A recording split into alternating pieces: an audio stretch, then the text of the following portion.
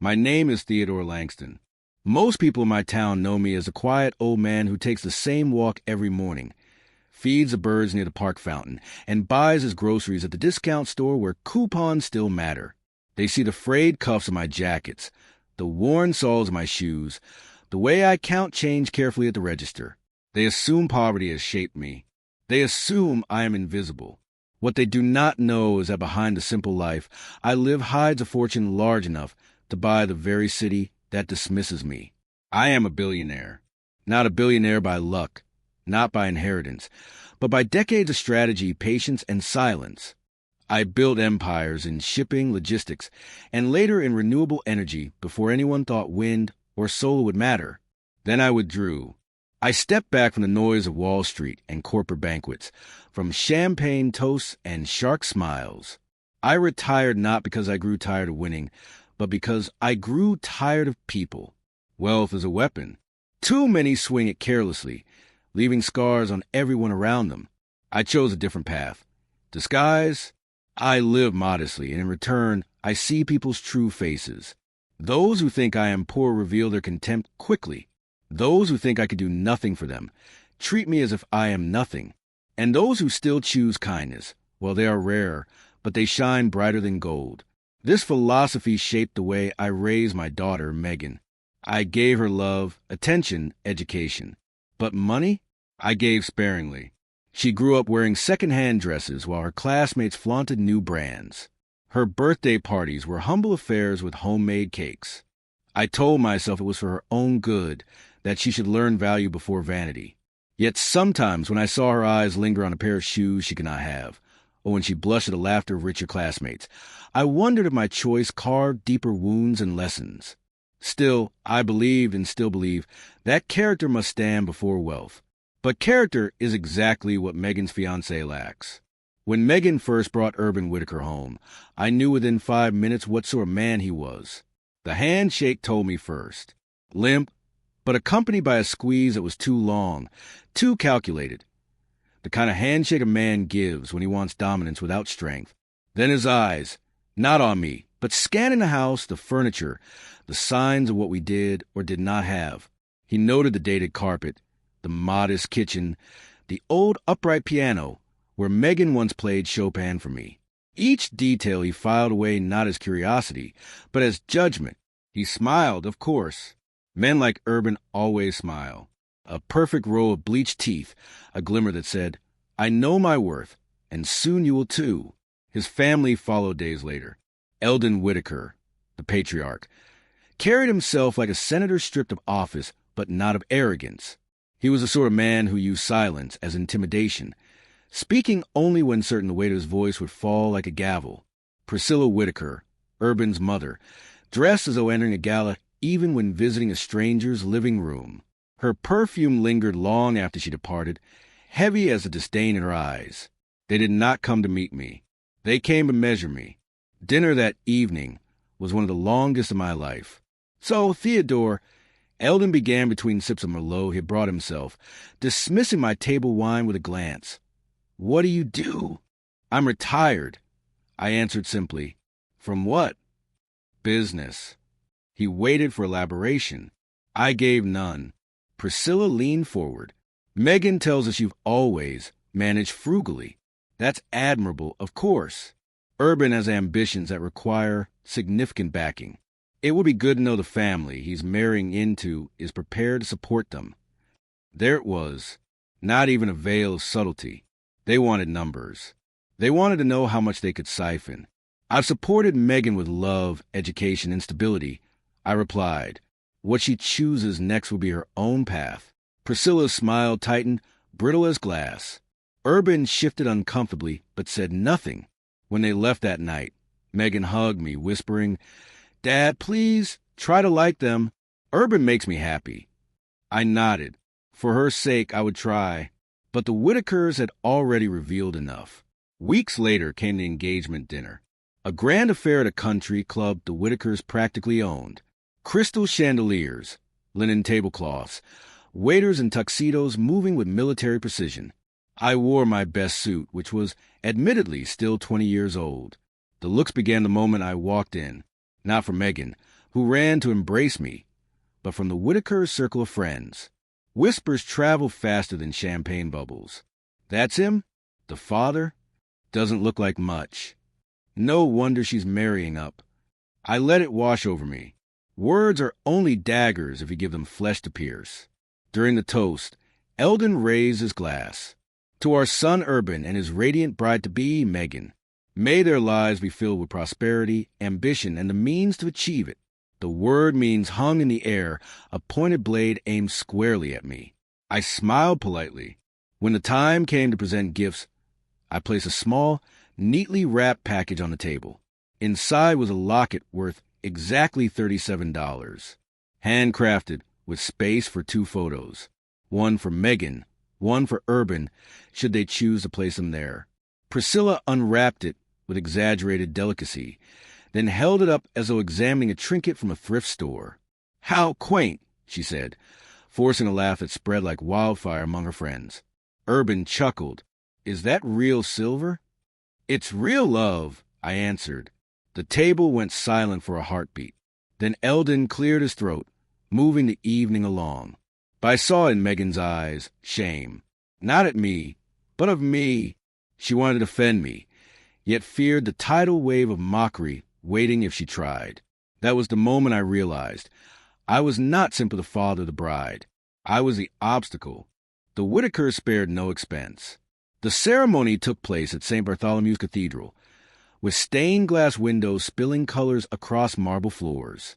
The reception followed in a hall draped with silk, every table adorned with roses, every guest treated to caviar and champagne. I sat quietly, watching Megan in her gown, radiant and nervous. Urban looked triumphant, as if sealing not just a marriage, but a conquest. The speeches dragged on, filled with boasts of the Whitaker legacy, the future Urban would build, the investments already lined up for him. When the cake arrived, 5 tiers of frosted extravagance. I thought the ordeal was nearly over. I was wrong. Urban approached me with a grin too wide, too rehearsed. "Come on, Theo," he said loudly so all could hear. "You've been sitting all night. Join us for a taste." Before I could protest, his hand pressed against the back of my neck, and with a sudden shove, my face plunged into the cake. Frosting smeared across my skin.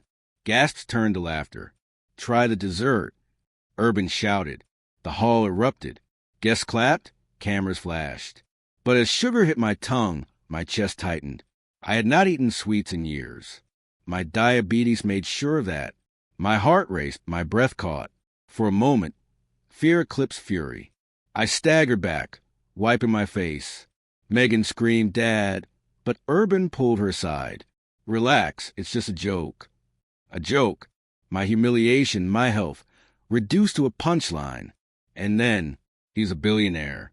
The voice cut to the laughter like thunder. The room froze. Urban's grin faltered. Priscilla's glass slipped, shattering against the floor. Eldon's face drained of color. All eyes turned to me. The mask was off. Urban's hand was still half raised, as if he might laugh again, pretend it had all been part of the joke. But his lips had gone dry. His teeth clenched. The music had stopped. The band froze in their seats, horns lowered, drumsticks hovering midair. The words hung in the air like smoke. "He's a billionaire." I didn't move. I let the silence do the work. I wanted them to sit in it, choke on it, feel the weight of their mistake. My breathing steadied. The pounding in my chest slowed. For the first time that night, I felt not like the target of ridicule, but the keeper of a secret no longer hidden. Megan's eyes darted from me to Urban, then back again. She looked as if her world had cracked, as if she had married one man, while realizing she never knew her father at all. Tears trembled at the corners of her eyes, not yet falling. Priscilla tried to recover first. She forced a laugh, brittle, splintering. "Billionaire? Oh, don't be ridiculous. If he were, we would have known. We know everyone worth knowing." The guest who had spoken, an old partner of mine from 30 years ago, who had recognized me despite my disguise of modesty, stood firm. "You know what you think you know, Priscilla. I knew Theodore when he ran fleets that carried half the world's goods. I watched him walk away at his peak, when men were killed to be him. You think this is some poor man in a worn suit? No, you just shoved the face of one of the wealthiest men in this country into a cake. The crowd rippled with whispers. Phones slipped into hands. Fingers racing to search my name. Some found nothing. I had erased most of my trail. But enough remained. Old articles. Photographs from boardrooms. Deals in Singapore, London, Dubai. Eldon's jaw twitched. His hand tightened around the stem of his wine glass until it snapped, red liquid spilling like blood across the white cloth. He didn't notice. Urban turned to me at last, voice cracking. Why didn't you say anything? I wiped the last of the icing from my cheek, folded the napkin neatly, and placed it on the table. Because money does not make character. Tonight, you showed me yours. Gasped again, louder this time. Megan whispered, Dad, is it true? I met her gaze. Yes. She staggered back, hand to her mouth. A sob broke free, and suddenly the entire hall was watching not a wedding celebration, but a family fracturing before their eyes. Priscilla leaned forward, desperation spilling into her words. Mr. Langston, Theodore, surely you understand it was just a prank. Boys will be boys, nerves on their wedding day. Enough. My voice cut sharper than I expected. Stronger. It silenced her instantly. Do you know what diabetes does to a man who has not tasted sugar in 10 years? Do you know what risk your joke carried? No, you didn't even think. Because in your eyes, I was nothing. Urban stumbled closer, hands shaking. Please, I didn't mean... 5 minutes, I said quietly.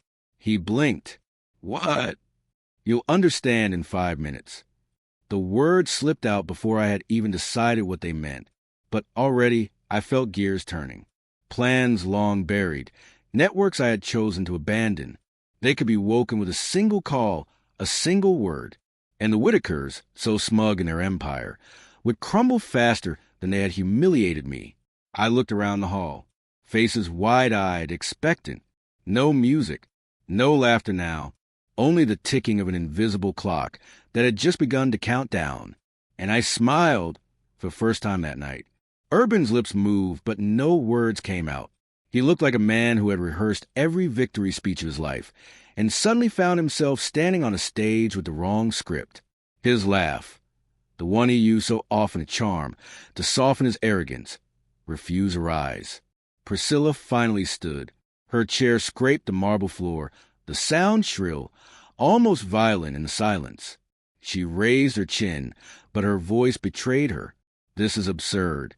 We are wasting the evening. Let us return to the celebration. But no one moved. Guests who only moments ago were raising glasses of champagne now leaned forward, hungry for truth. Some whispered into each other's ears. Others pulled out their phones.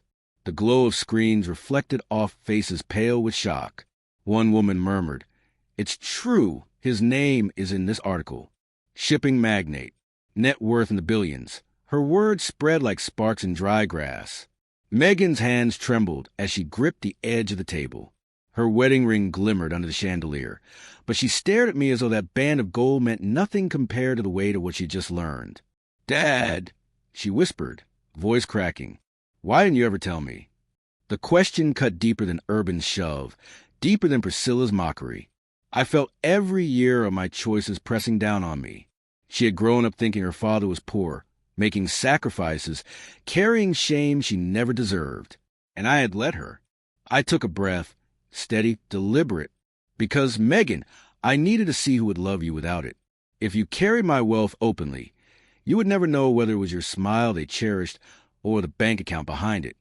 Her eyes filled, and for a heartbeat I thought she might collapse into tears. But instead, she looked at Urban. Her lips parted as if to ask him something, but she stopped. She already knew the answer. His silence was proof enough. Eldon Whitaker tried next. He stood with the air of a man accustomed to boardrooms, to negotiations, to having the last word. His voice boomed. This revelation changes nothing. My son loves your daughter, Theodore, and...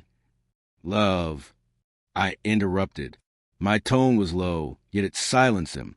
You speak of love as though it were a contract, as though my daughter were a merger to be acquired. No, Eldon. Tonight, everything has changed. Gasps again. Some guests nodded. Some covered their mouths. A few even smirked, enjoying the downfall of a family that had lorded over them for years. Urban stepped forward at last, desperation bleeding through his composure. His hands reached for Megan's, but she pulled him back as though his touch burned. He froze, humiliated, rejected in front of hundreds. Megan, he begged, listen, whatever your father's hiding, whatever games. Games? She snapped, her voice sharper than I had ever heard it. You shove his face into a cake. Urban, you mock the only man who ever sacrificed for me, and you call him the one playing games. The crowd stirred, now leaning in my favor. I saw in their eyes respect, awe, fear. For decades, I had hidden in plain sight, and tonight the mask had shattered. I looked at Urban then, not with anger, but with finality. 5 minutes, I repeated softly. Priscilla's face twisted. What does that mean? It means, I said, folding my hands calmly on the table, in 5 minutes, you'll understand what it feels like to lose everything you thought was yours. The first minute crawled like an animal through tall grass. No music, no clinking of glasses, only silence, broken by the occasional nervous cough or the scrape of a chair as someone shifted uncomfortably. Megan stood frozen between me and Urban, torn by loyalties that were unraveling with every breath. Her wedding gown shimmered under the chandeliers, but her shoulders slumped as if the dress had suddenly grown heavy. She whispered once, barely audible, 5 minutes, and the words trembled in the air, repeated in murmurs among the guests. Urban rubbed the back of his neck, sweat gathering along his hairline. The grin he had worn all night was gone, replaced with a clenched jaw. He tried to laugh again, to break the spell. This is ridiculous. Some old man says something dramatic, and suddenly everyone believes it. But no one laughed with him. The sound of his voice only made the tension sharper. Priscilla sat down abruptly, dabbing her forehead with a napkin. She tried to whisper to Eldon, but her words carried farther than she realized. He can't be serious. This is a bluff. It has to be a bluff. Eldon didn't answer. His eyes were fixed on me, and for the first time since I met him, I saw not arrogance but calculation. He was running through possibilities, measuring risks. He had spent his life dominating negotiations, but here, in this hall, he was powerless.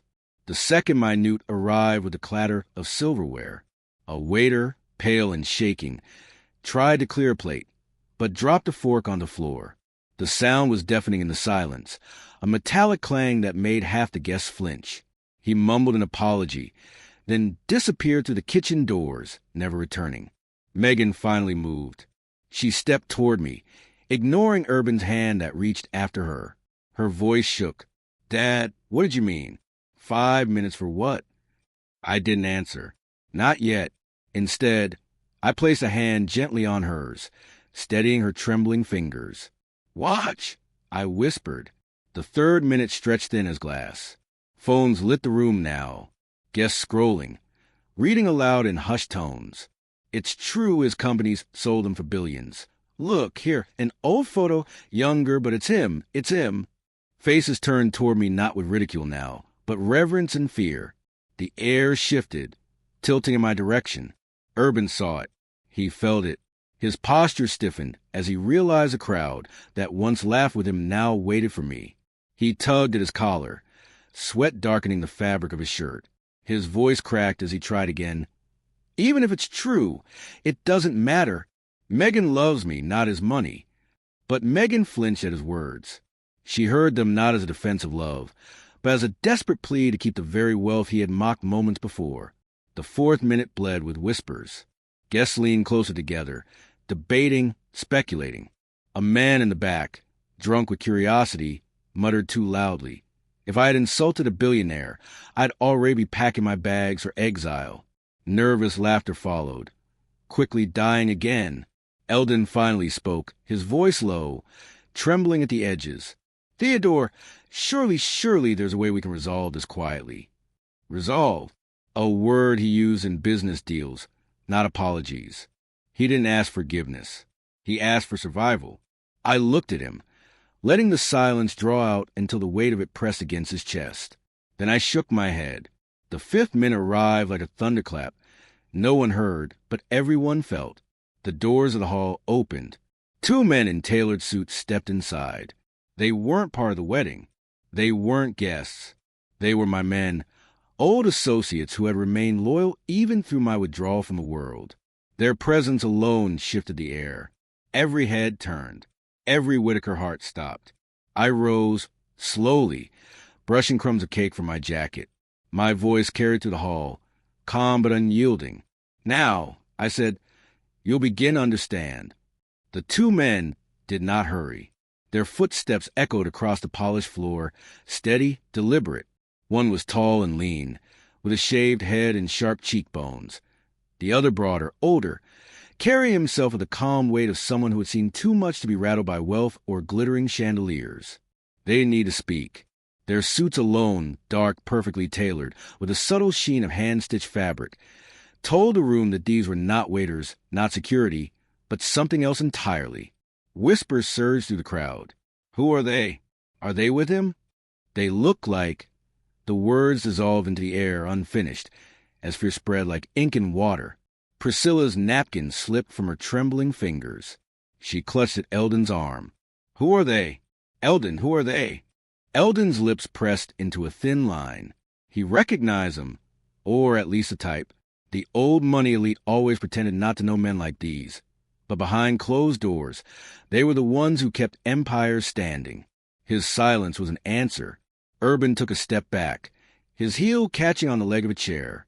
"This is insane. Megan, tell him to stop this." But Megan didn't move to defend him. Her eyes were locked on me, wide with questions, fear, maybe even awe. The taller man paused a few feet from our table, bowing his head slightly toward me. "Mr. Langston." That name, the one I had buried for years, rippled through the hall. People repeated it in hushed voices. Langston, Langston. Some recognized it instantly. Others typed it into search bars with shaking fingers. And when the first articles loaded, headlines from forgotten years, photographs from stock markets and international deals, gasps followed like aftershocks. The broader man set a sleek leather case onto the table. The click of its lock snapping open echoed louder than the music ever had.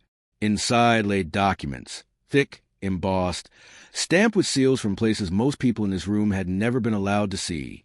I did not touch them. Not yet. I only leaned back in my chair, letting the presence of the case do the speaking. Priscilla's voice finally broke, shrill and desperate. "What is this? Some kind of theater? You think you can scare us with paperwork? We are the Whitakers." "Nothing. Nothing." I cut her off. My tone was low, measured, yet it silenced her instantly. "Nothing is exactly what you had before men like me built the roads, the ships, the bridges you took for granted. Nothing is what you will have again." Eldon's hand trembled against his wineglass. For the first time that night, he didn't look at me like an adversary, but like a man staring at a cliff he might be pushed over at any moment. The taller man stepped forward, placing a sheet of paper in front of him. Eldon scanned it once, and his face blanched. His lips moved without sound, eyes darting to me in disbelief. What have you done?" "Not done," I corrected. "Began." The crowd was silent, drinking every word. Some leaned forward, as though witnessing a duel. Others sat frozen, afraid to breathe. Urban slammed his hand onto the table. "Enough of this. You're trying to humiliate us on our wedding day? You think you can just waltz in here with your goons and—" "Goons?" the broader man repeated calmly, his deep voice rolling like thunder. "We are not goons, Mr. Whitaker. We are reminders. Reminders that everything you believe you own is borrowed, and debt must be paid." Urban's bravado faltered. His eyes darted to his father, then to me, then back to Megan. She said nothing, only watching him with a face that had already begun to harden. I let the silence stretch again, then finally spoke. "In 5 minutes," I said quietly, "you thought you would still be celebrating. In 5 minutes, you believed you would be untouchable. But wealth is not untouchable. Reputation is not untouchable. And tonight, Urban, you reminded me why I built walls of steel around mine. The taller man closed the case with a click. The sound sealed the moment like a coffin lid. Urban's face drained of color. Priscilla's lips quivered. Eldon looked 20 years older than he had when the evening began. And Megan, my Megan, whispered only one word under her breath, so faint it might have been meant only for herself. Why? The broader man slid the first stack of documents across the table. Thick, official papers, every page bearing seals, signatures, and embossed stamps from courts and banks across 3 continents.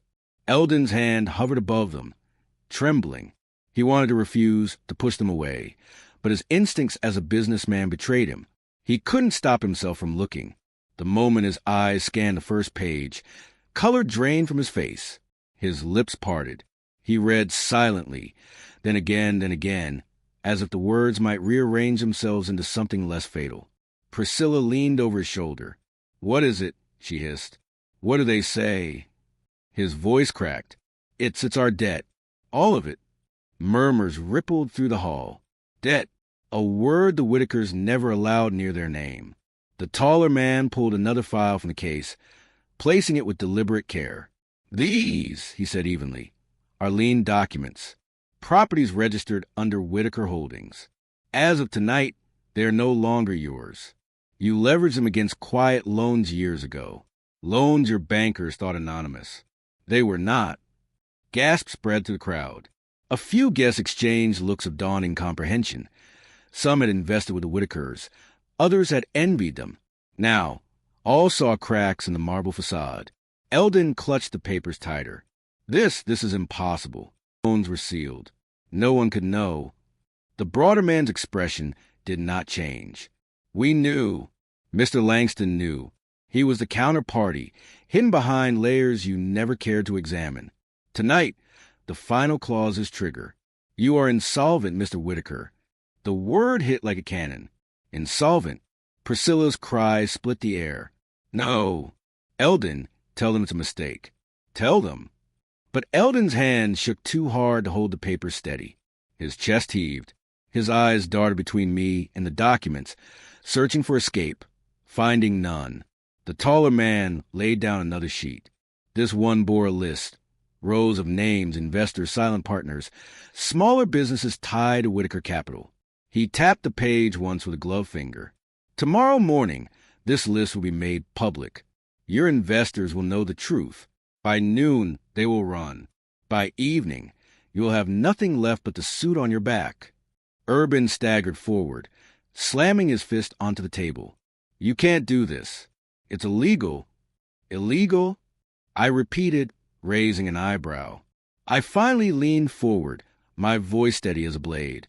"Urban, the documents in front of your father are the ones he signed himself. Do you know what's illegal? Fraud, tax evasion, bribery. Should we open those files next?" The taller man reached into the case as if to comply. The room buzzed. A hive of whispers, the audience now fully captured by the unraveling of the Whitakers. Eldon's composure broke. He slammed the papers down, his face collapsing into his hands. "Dear God!" Priscilla clutched his shoulder, her own mask crumbling. "We can fix this." Eldon, say something, do something. But he had nothing left to say. Megan watched in silence, her knuckles white against the edge of the table. Her gaze drifted from her husband, sweating and trembling, to her father, calm and steady. The contrast was brutal, undeniable. "Why now?" she finally whispered, turning to me. "Why tonight?" I met her eyes. "Because tonight, Megan, I saw what kind of men they are, and I will not let their empire stand on your back." The room was no longer a wedding hall. It had become a courtroom, a theater, and a battlefield all at once.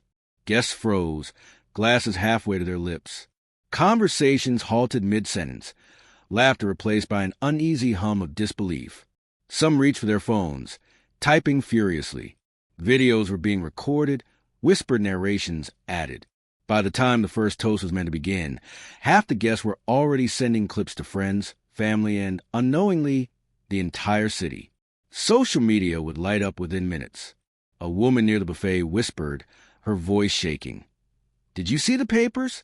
They're bankrupt right here." She gestured toward Eldon, trembling. A young man in a tuxedo leaned closer to his date. This is going to be on the news by morning.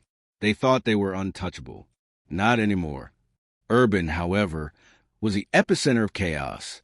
His chest heaved, sweat running down his temples. "Megan, you have to stop this," he shouted, his voice cracking. His attempt at regaining control only made him look smaller, more desperate. Priscilla clutched his arm, whispering frantic instructions. "Call our lawyers, our accountants, anyone. Fix it." But the room was already witnessing the collapse. No phone call, no frantic email could reverse the tide that had been set in motion. Megan remained seated, rigid, her gaze fixed on me. She finally spoke, her voice calm, a stark contrast to the panic around her. I didn't realize." "You didn't have to," I said quietly. "Now you see the truth." Urban lunged forward, grabbing her arm, his voice pleading. "Megan, please don't listen to him. I can fix this. I'll make it right. Just trust me." She pulled her arm back, her face hardening. "Fix it? This isn't about fixing, Urban. It's about honesty, about who you are. And tonight, I see it clearly." Whispers spread faster than wildfire. Some guests muttered about leaving immediately. Others were frozen, glued to the spectacle. Cameras flashed, catching Eldon's pale face, Priscilla's desperate gestures, Urban's imploring eyes, and Megan's unwavering resolve. One of the men, the taller one, stepped forward slightly, as if to punctuate the finality of the document's revelation. "This was not meant to humiliate," he said, voice echoing.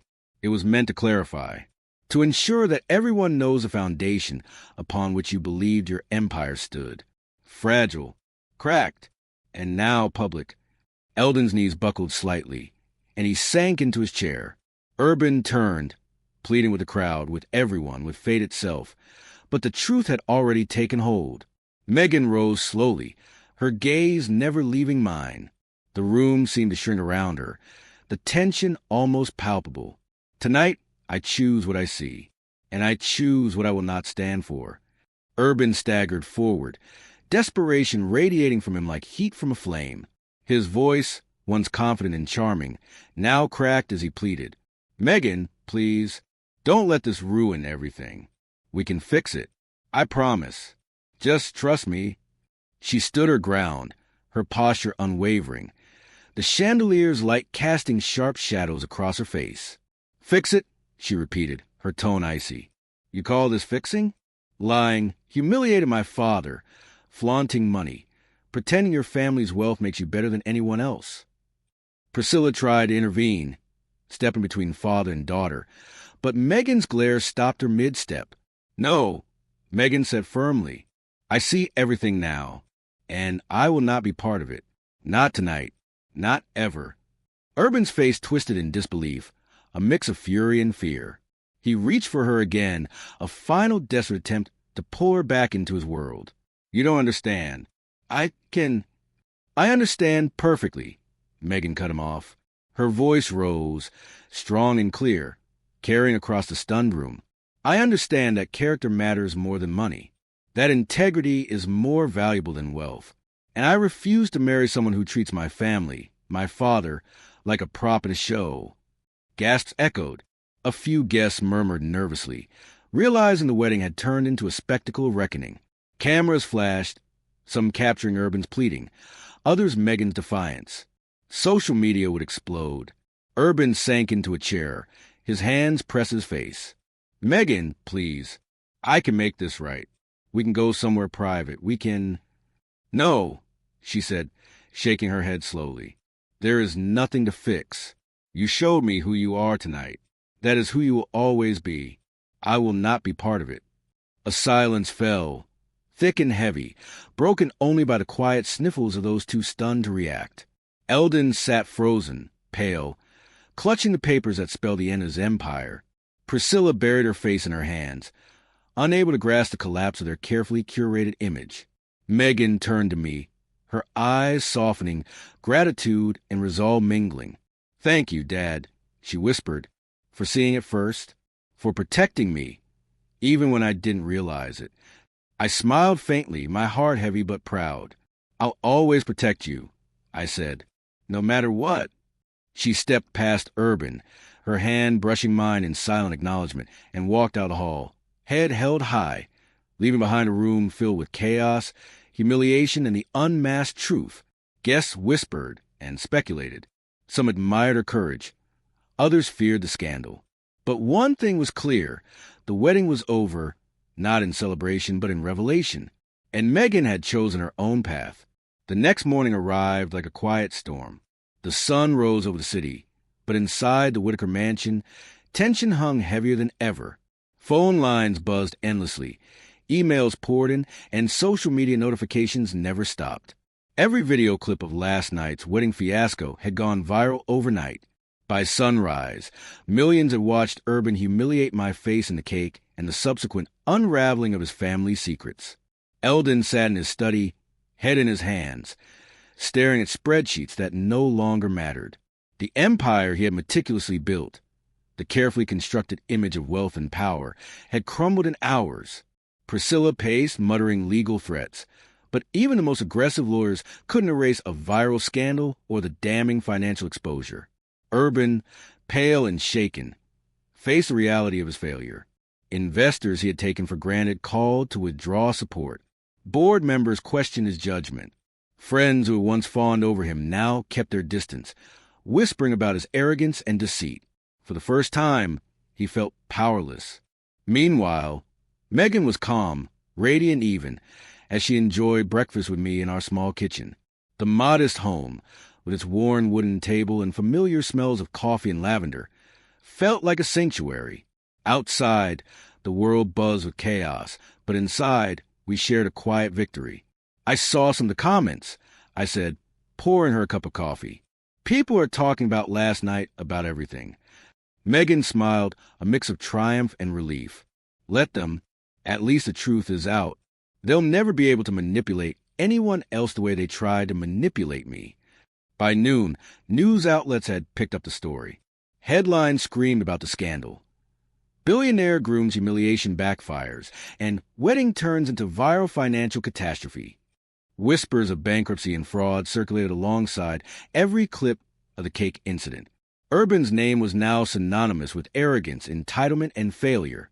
Eldon attempted to maintain control, but every call, every visitor, only reminded him of the collapse.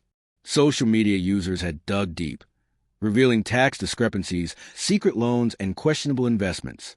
The Whitakers' carefully curated reputation was irrevocably shattered. Megan sat beside me, her hand lightly brushing mine. "They thought they could intimidate us with money," she said softly. "But character always wins in the end." I nodded, thinking of every sacrifice, every lesson I had tried to impart to her over the years. "And tonight, they learned that wealth doesn't define a person," I said, "but courage and integrity do." The day continued, each hour amplifying the Whitakers' downfall. By evening, they had retreated into private security, blocking calls, and hiding from the public eye. Meanwhile, Megan's life was untouched by the chaos. Her choices, her strength, had protected her from their arrogance. Urban eventually sent a brief message, a silent acknowledgement of defeat. Megan read it aloud to me, her voice steady. "I guess some lessons are only learned the hard way." I smiled, proud yet somber. The world had watched a billion-dollar family crumble in real time, all because of one reckless act at a wedding. And through it all, Megan had emerged unscathed, wiser, stronger, and free from the shadows of entitlement and deceit. For the first time, the weight of worry and fear lifted from my shoulders. The day ended with a sense of justice fulfilled, not through revenge, but through truth and integrity. And in that quiet, modest home, we finally celebrated. Not with grandeur, but with the knowledge that real strength always outlasts superficial wealth.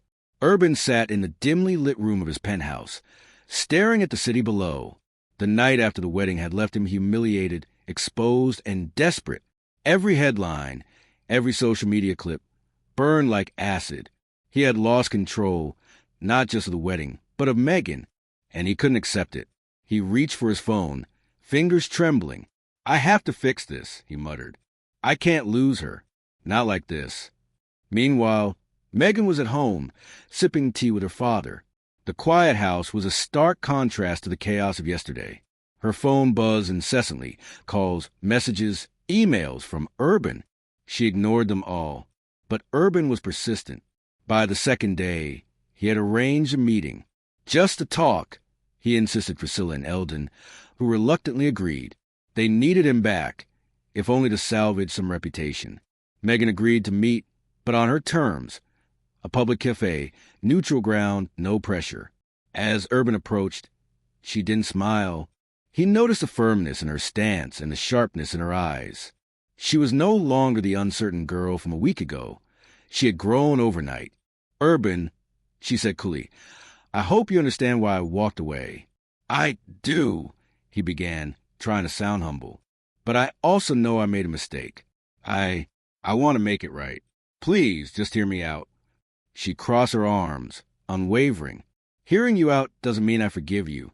He swallowed hard, realizing the depth of her resolve. "I know. I just want a chance to show you that I can be better. That I am better." Megan looked at him skeptically. "Better how? By pretending your family's money makes up for your arrogance? By humbling others to make yourself look bigger?" Urban paused, genuinely reflecting. "No," he admitted, his voice cracking. "I see now that it was me. My actions. My ego. Not my family, not money. I want to prove I can respect you, respect your father, respect what you stand for." A silence hung between them, broken only by the clinking of coffee cups from nearby tables. Megan studied him carefully, weighing his words against the man she had seen the night before. "I don't know if I can trust you," she finally said, her voice steady but tinged with vulnerability. "Trust isn't rebuilt with words. It's earned." Urban nodded, his eyes reflecting a mix of desperation and sincerity. "Then I'll earn it. Any way you let me. I'll be patient. I'll show you. I won't give up on you, Megan. Not ever." She looked away, thinking. Part of her wanted to believe in change. But the memory of humiliation, the betrayal of character, and the lessons from her father's life warned her otherwise. She knew the road ahead would be complicated, if she even chose to walk it. Sitting on the stiff chair by the kitchen window, I watched Megan check her phone. My old heart beat a little faster than usual, because I knew who was calling. Urban. He had been trying to make contact for 2 days straight. I saw his messages, each one overflowing with words attempting to make amends. But words are only the first step. I've lived long enough to know that character shows itself not in words, but in deeds. Megan raised an eyebrow as she read another. "Please give me a chance to show I can be better." I studied her face. She was no longer the uncertain girl who had once allowed wealthy men to play with her life. She was confident, strong, and I was proud that I had raised her this way. Her eyes shone, not with fear, but with a refusal to compromise her honor. The next day, Urban arranged a meeting at a cafe. I knew Megan would agree, because she always treated people fairly, giving them a chance if they were sincere. We arrived early and took a table by the window. I watched his every move. When he walked in, his face was pale, and I could feel his fear. He understood now that the game was no longer in his hands. Urban sat across from Megan, trying to look confident, but I could see every trembling hand, every gulp of air betraying his nerves. "Urban," Megan said calmly, "I hope you understand why I walked away." "Yes," he replied quietly, almost in a whisper, "and I know I made a mistake. I want to make it right. Give me a chance to show I can be better." I listened and thought this is only the beginning, but saying I can doesn't mean I have. "Young man, you have a lifetime ahead to prove it." Megan pressed her lips together, taking her time before replying. Her posture was firm, her eyes sharp as blades.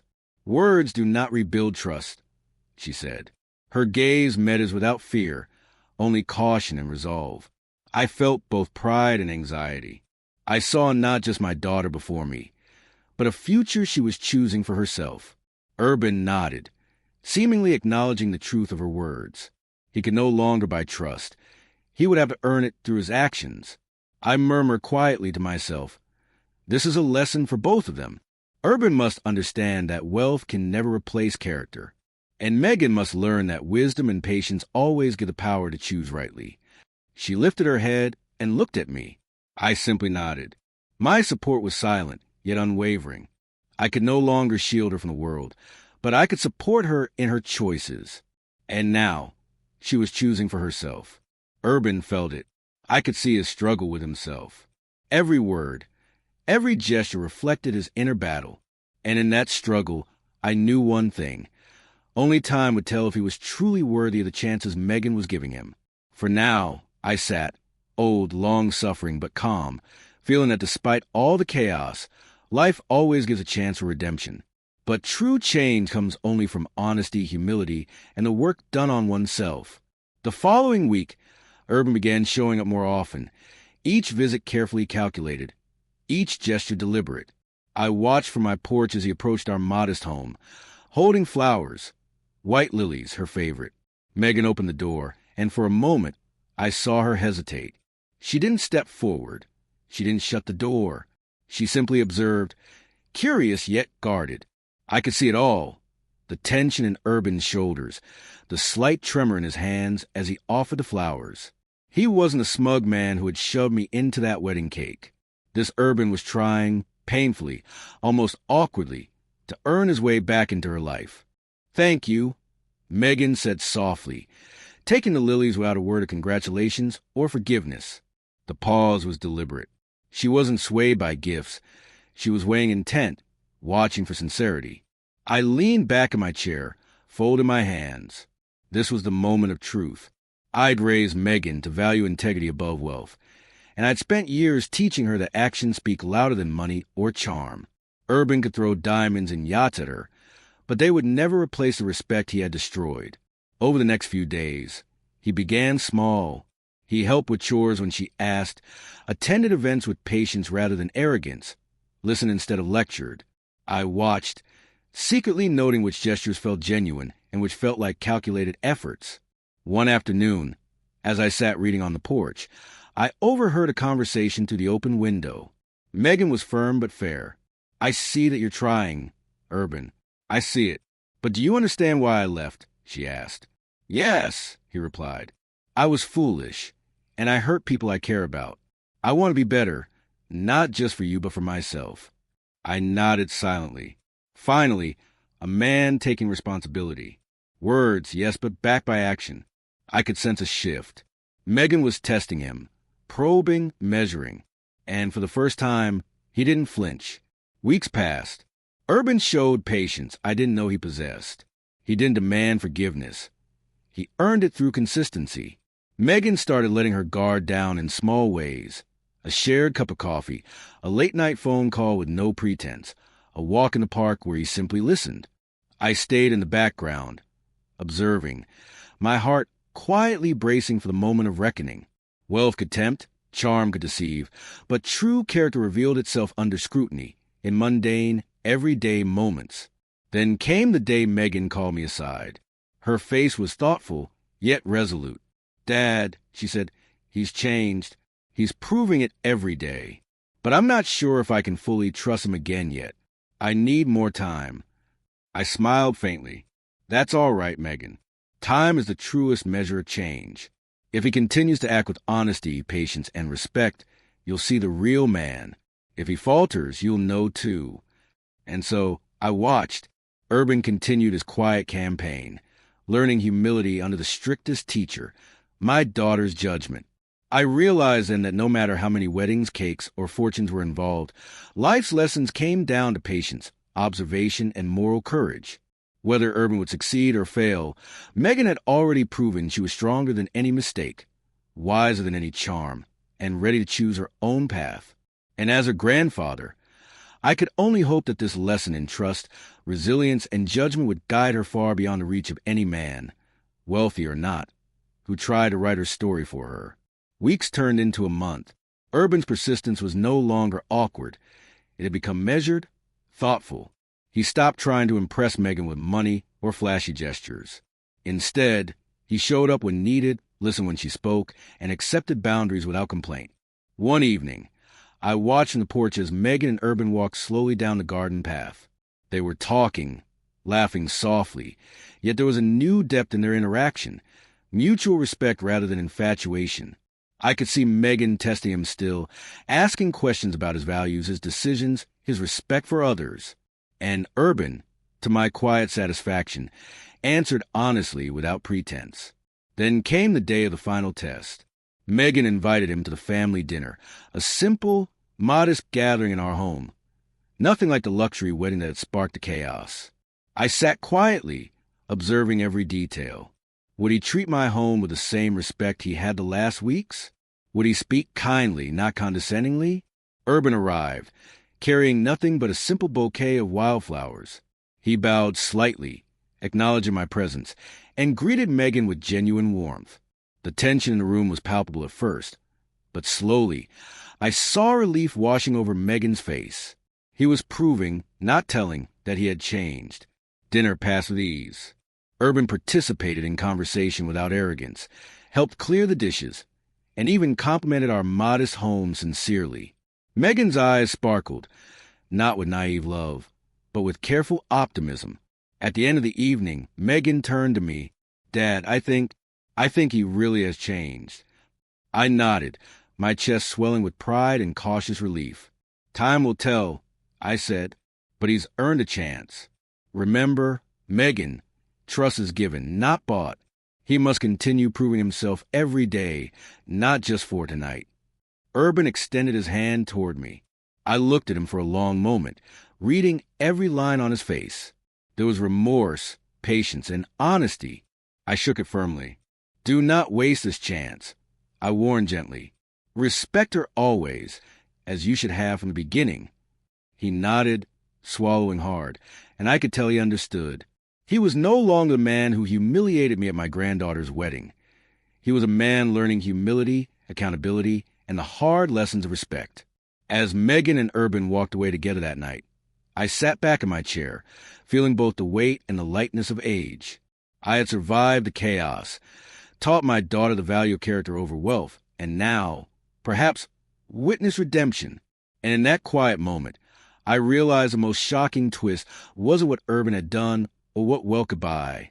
It was how much patience, time, and unwavering moral guidance could transform even the most arrogant hearts.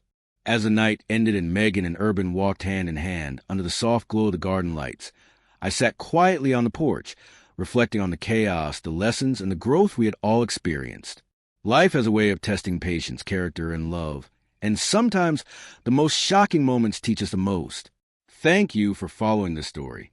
If you enjoyed this journey of family, resilience, and redemption, make sure to subscribe to the channel and let us know in the comments where you're watching from.